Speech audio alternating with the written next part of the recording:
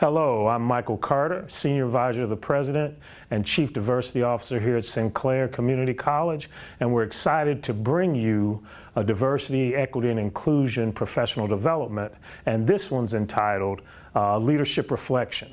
So we want to talk to you and let you reflect on various questions and let you think about those. And this is a personal reflection. This is not for publication. This is not for anybody else but you to kind of think about and reflect on in the coming months and as you prepare to really be an outstanding leader here at Sinclair College and also a champion for diversity, equity, and inclusion. So let's start off by talking about our strategic priorities for the college. We're really excited that you see, this is an example. This shows you three-tier continuum of equity. And we really want to get to the third tier. Most organizations are in the middle. So you see the first tier is monocultural, one viewpoint. We would say that most organizations are non-discriminatory, compliant, meeting legal standards. The goal is to get to multicultural or actively valuing diversity. So that is our goal here at Sinclair. Sinclair's mission, and our Diversity, Equity, and Inclusion Committee really worked hard with our consultant, Anita Moore, to establish a new mission here at Sinclair, and if you're not aware of it, this is the mission that we've established here at Sinclair, and that is Sinclair strives to see and acknowledge each student, faculty, and staff member as an important contributor to our belief in equity for all. The vision, once again, has been developed with our consultant and the Diversity Advisory Committee. Sinclair will be viewed as an institution that is welcoming to all, as evidenced by a climate of acceptance and inclusiveness among faculty, staff, and students. Everyone will understand the importance of cultural humility and embrace their role as global citizens.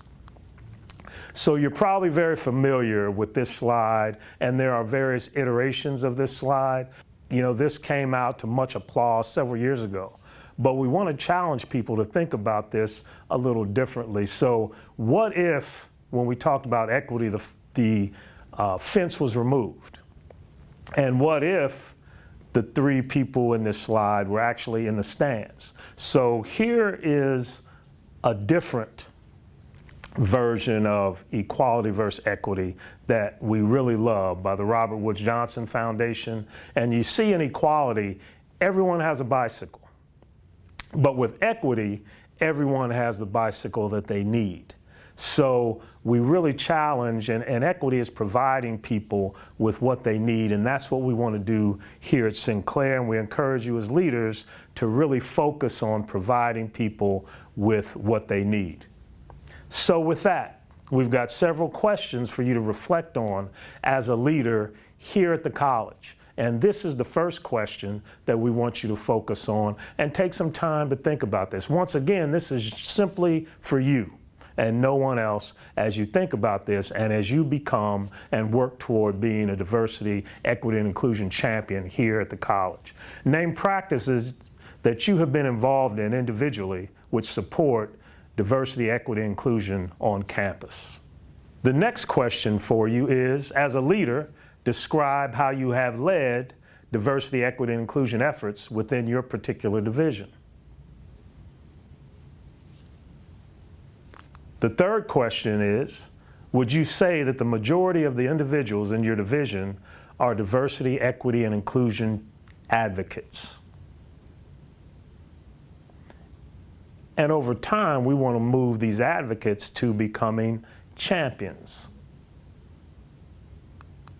Question 4, strategically, how have you stressed to your direct reports the importance of equity beyond our strategic priorities? Question 5, are there questions related to equity in every employment search for your division? 6 is describe diversity, equity, inclusion development that the leadership in your division has experienced during the past year. Question 7. Over the past 6 months, how often have you visited the diversity webpage for information and resources? Question 8 is, have you read any articles and/or books related to diversity, equity, and inclusion during the last year? Question 9, have you registered and participated in the YWCA 21-Day Racial and Social Justice Challenge? And the last question, number 10, have you considered any collaborative opportunities your division can have with the Diversity Office? So with that, we really look forward to working with you in the future. We appreciate your leadership, and we really want to work with you as we strive to make Sinclair a champion for diversity, equity, and inclusion.